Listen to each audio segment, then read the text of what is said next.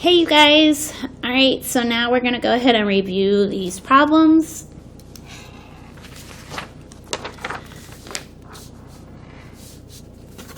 Okay, so it says the result of a 100-meter race are listed in the table below. We have Elena, that's 13.28 seconds, Danielle, that's 13.13, Molly, that's 13.09, and Ginger, 13.2. Which shows the runners listed in order from fastest to slowest. So we're going to go ahead and write down these keywords. We know that we have fastest to slowest. And so remember, fastest to slowest, whenever you finish something super fast, your time is really small. So that's my least. And your slowest time, people who are running super slow have a greater time. So we're going to go from least to greatest. So we have Elena, who's 13.28. We have Danielle, 13.13. We have Molly, 13.09, and we have Ginger, who's 13.2, but I'm going to go ahead and add a 0 with that.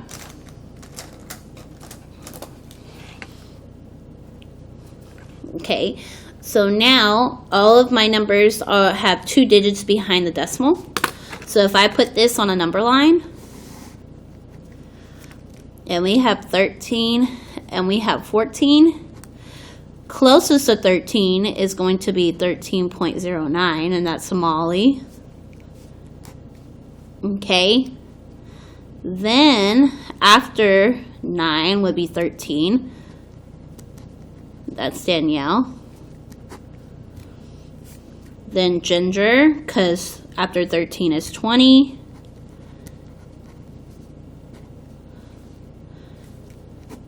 And then Elena.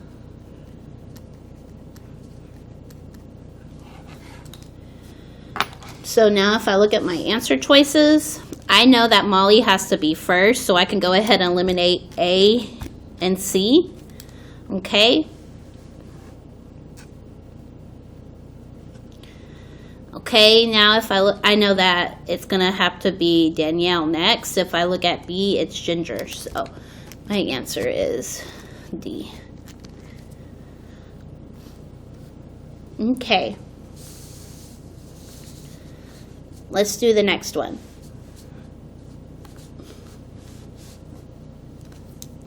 A plumber has a pipe in 4 widths. We have 2.5 inches, 2 1/4, 2 7/8, and 2 5/6. Which pipe shows it from narrowest to widest?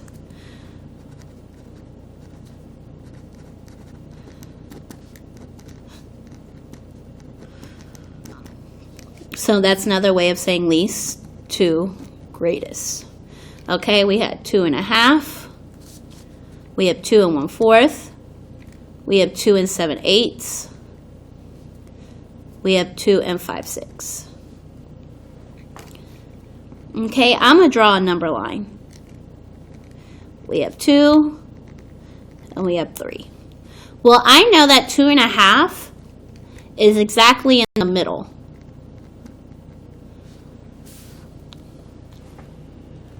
So if I look at my answer choices, I can go ahead and get rid of A because I know that 2.5 has to be somewhere in the middle. It has to be one of these two.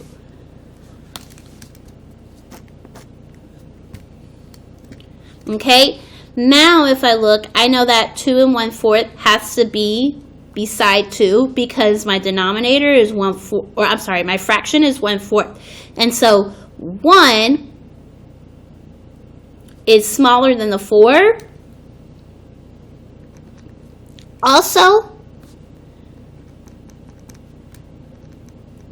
that's $2.25. So that's going to be closer to my $2. So this is done, and this is done.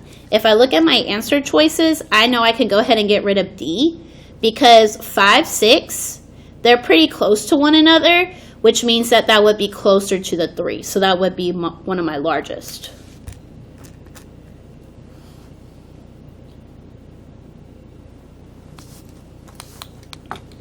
So I have 7 8s and I have 5 6.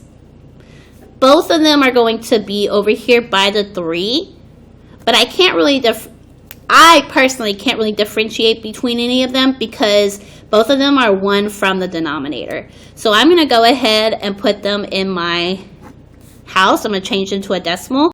Remember, numerator goes inside, denominator goes outside.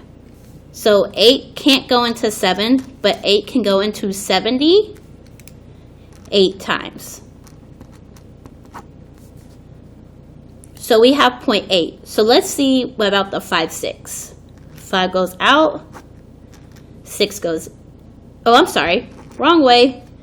See, order matters. Numerator goes inside, denominator stays outside. 6 cannot go into 5, but 6 can go into 50 8 times. Ooh, they're both 0.8. Okay, so let's go ahead and try our next number. So if I subtract, that's 6. Bring down my 0. 8 goes into 67 times, okay? So we have 0.87 here. Let's try this one. This makes 2. Bring down my 0. 6 goes into 20 3 times. So I have 0.87 and 0.83. 0.83 is going to be smaller.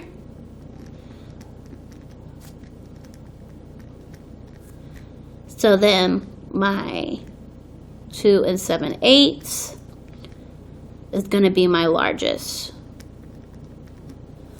So let's look at our answer choices. So I have B, 2 and 1 4, 2 and 1 half, 2 and 5 6, 2 7 8, correct?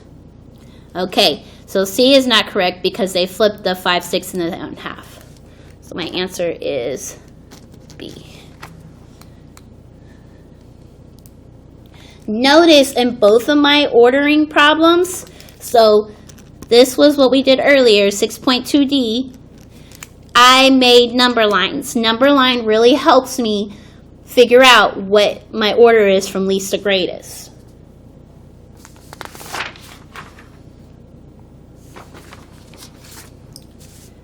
Okay, let's check your answers for this one. So it says, which of the following expressions equals 28? So we know that my keywords is equals 28. A was negative 35 minus 7. B, negative 35 plus 7. C, negative 7 times negative 4. And D, 56 divided by negative 2.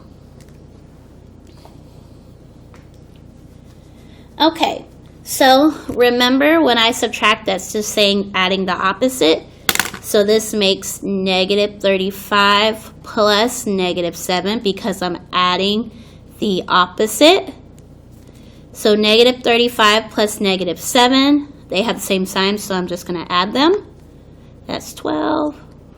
So that makes negative 42. Negative 42 is not the same as 28, so we know that A cannot be my answer. If I look at B, I have negative 35 plus 7. They are different signs, so if they're different signs, I subtract. 35 minus 7. That gets me 28, but what do I have more of? Negatives or positives? I have more negatives. So negative 28 and positive 28 are not the same. So this cannot be my answer. Negative 7 times negative 4. Remember this guy, anytime we multiply, if there are like signs, then it becomes a positive. So this is positive 28. Oh, this could be my answer. All right, now we have 56 divided by negative 2. I have different signs, but this is going to be a negative 28. So my answer is C.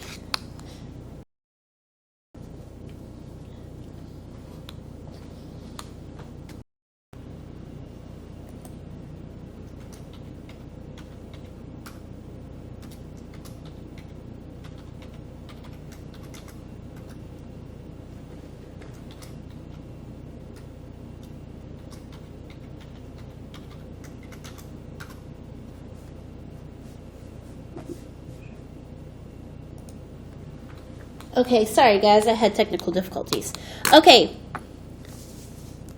so now this one says equals negative 14. So it says which of the following expressions equals negative 14. So we equals negative 14. Okay, so I'm going to write down my numbers. Negative 2 times negative 7. B, 6 plus negative 20. C, negative 6 minus negative 20. And D, negative 28 divided by negative 2. Okay, so for A,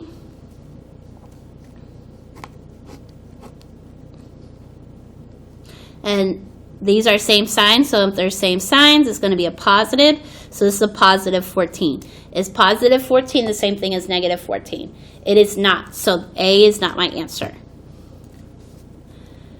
These for B, these are different signs. So when I'm adding with different signs, I subtract. What do I have more of? Positives or negatives? I have more negatives, and so B could be my answer because they are both negative 14. If I look at C, remember subtracting is just saying adding the opposite. So we have negative 6 plus 20, and so that makes a positive 14. These are not the same. And then D, I'm dividing by same signs, and so when I divide by same signs, that's going to be a positive. So my answer is going to be B.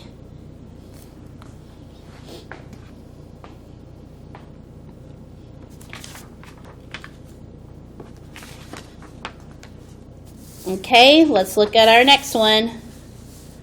A scientist drops an underwater robot into the ocean at an elevation of 0 feet above sea level. The robot descends in the water at a rate of 18 feet per minute.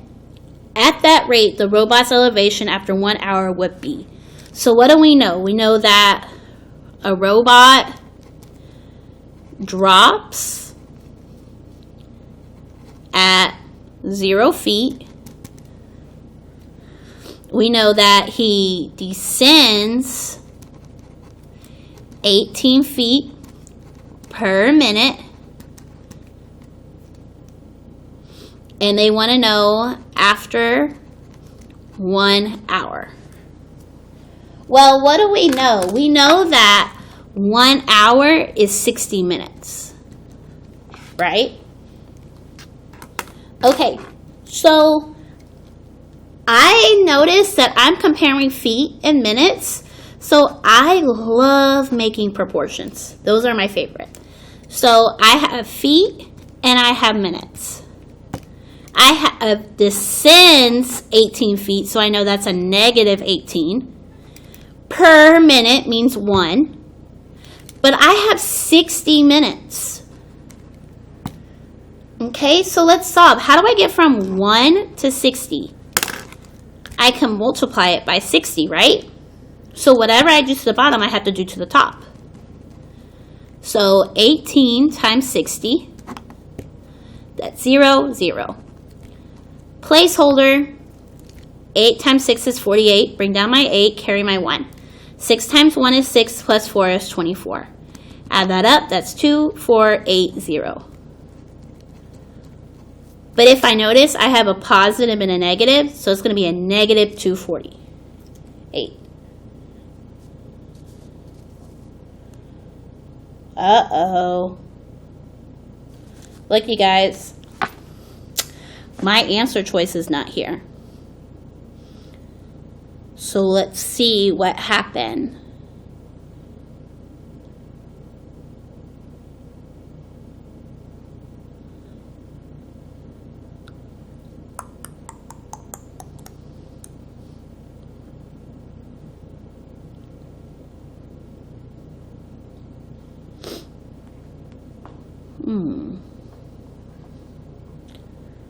Did I miss something? So let's see. A scientist drops an underwater robot into the ocean at an elevation of 0 feet above water. The robot descends in the water at a rate of 18 feet per minute. So I know that 18 feet is for 1 minute. At that rate, the robot's elevation after 1 hour. I know what I did. I had the correct proportion, but look, I did 6 times 4. Is it supposed to be 6 times 4? No, it's supposed to be 6 plus 4. So 6 plus 4 is 10. I put 24. It should be negative 1,080. So my answer is D. See? Miss Harkins can make silly mistakes too.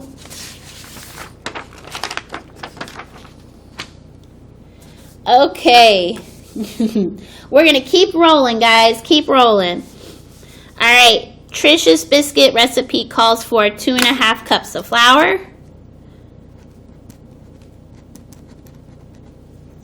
9.5 tablespoons of butter, and 1 cup of cheese. Ooh, I wonder what she's making. The recipe yields for 24 biscuits. Ooh, I like me some biscuits. But Trish only wants to make 6. So the recipe says for 24, but she only wants to make 6 biscuits. To make 6 biscuits, how much flour does she need to use? Okay, so they only want to know about flour. So she only wants 6 biscuits and she only wants flour. Okay, so we know that we don't need butter, we don't need cheese. Okay, so for 2.5, so for 2 point, we're comparing flour and biscuits. So for our flour, we had 2.5 or 2.5 flour cups. But this made for 24 biscuits. I only want to know for 6. So how can I get from 24 biscuits to 6 biscuits? I can divide by 4. So whatever I do to the bottom, I have to do to the top. So I'm going to do 2.5 divided by 4. Can 4 go into 2? No. But can 4 go into 25? Yes, it can. It can go in there 6 times. Subtract. That's 1. Bring down my 0. 4 can go into 10 twice. That makes 8. Subtract. That's 2. Add my other 0. 4 can go into 20 5 times. Okay, so let's look at our answer choices. We know that it has to be less than 1 cup. So we know that C and D cannot be my answers. We know that 1/2 makes 0.50. So let's try 5/8. 8 can go into 50 6 times. So my answer is B. Hang on real quick. Hang on real quick. Hang on. You good.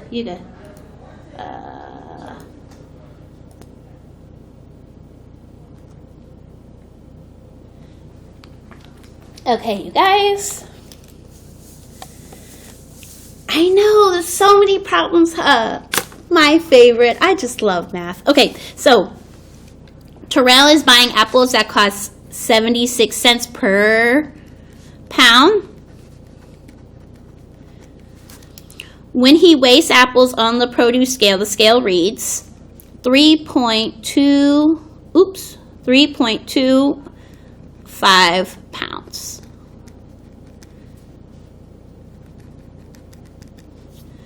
How much will Terrell pay for the apples he selected?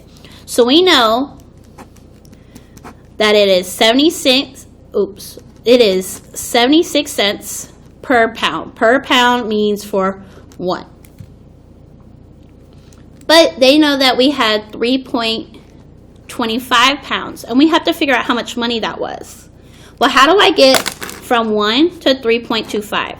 I can multiply it by 3.25. So I'm going to multiply this by 3.25 to see what I got.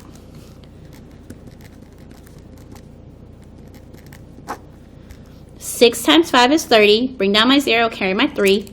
6 times 2 is 12, plus 3 is 15. Carry my 1. 6 times 3 is 18, plus 1 is 19. Finish with that. So now I'm going to do a placeholder.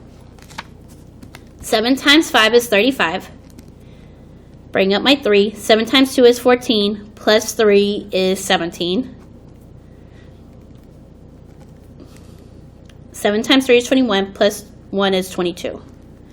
Add that up, that's 0, 10. 9 plus 1 is 10, plus 7 is 17. Carry my 1. 2 plus 1 is 3, plus 1 is 4. So now I have 1, 2, 3, 4 numbers behind my decimal. See, 1, 2, 3, 4. So I'm going to move it 1, 2, 3, 4. So I get 2.47. My answer is D.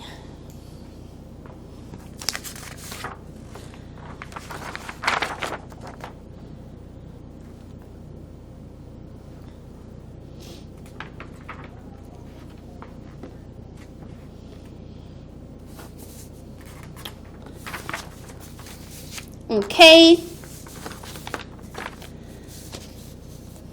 Lena and her cousin live 2 1/4 miles from each other.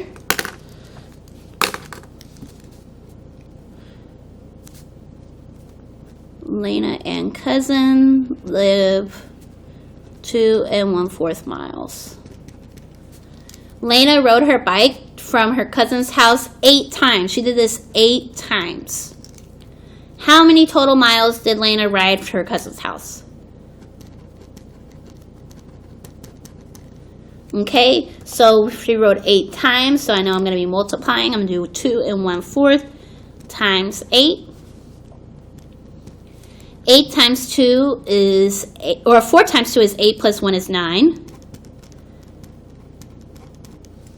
9 times 8 is 72. 4 times 1 is 4. Now I'm going to go ahead and divide. 4 goes into 7 one time. Subtract, that's 3. Bring down my 2. 4 goes into 32 8 times. So she did this 18 times.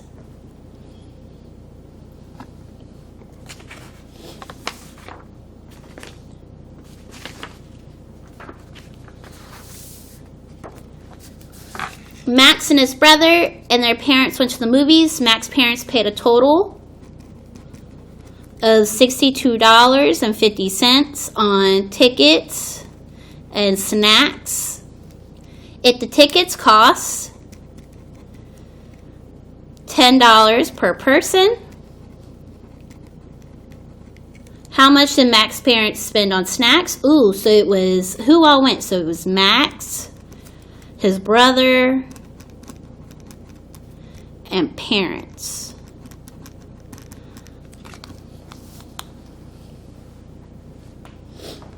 Okay, so let's say that it was Max, his brother, and his mom and dad went. So $10 for mom, $10 for dad. So if I add that up, that's $40 so far that he paid in the tickets. We know that he paid a total of $62.50. So let's go ahead and subtract these because I'm going to figure out how many for the snacks.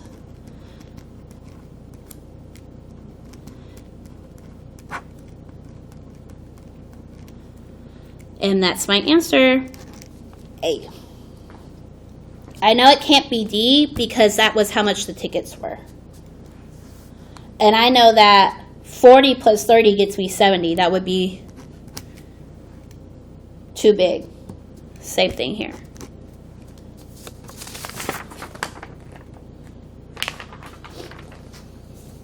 Okay, almost done, you guys. All right, looks like I'm solving this one. This is order of operations. Parentheses and brackets, that's where you start. Exponents are next. Repeating is not hard. Multiply, divide from left to right. Add and subtract from left to right. Okay, so I have grouping. So we have 2 times 4 minus 3 plus 1. All right, don't have any exponents, so now we're going to do multiply, divide. 2 times 4 is 8. 8 minus, so we got that done. Now I'm going to go from left to right. 8 minus 3 is 5, plus 1 gets me 6.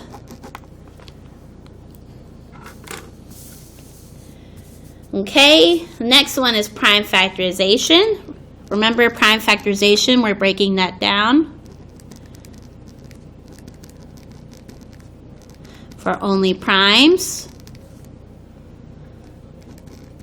So that's going to be 2, 3, 5, 7, 11, 13. Those are my key primes. That's why I listed them. Okay, so I'm going to break it down. What can you multiply, or what two numbers can you multiply to get 108? I know I can do 9 times 12. But none of those are my key primes, so I'm going to break these down. What two numbers can I multiply to get 9? 3 times 3. Oh, look at that. 3 is right there. Those are both prime. What two numbers can I multiply to get 12? I can do 2 times 6. Ooh, look, 2 is one of my key primes, but 6 is not, so I need to break that down. 2 times 3. I broke that down. So now if I look at my answer choices, I know I need to have 2 2s. So I know I can eliminate B and D. I know I have to have 3 3s, so that's going to be C, because A has 9 and 9 is not prime.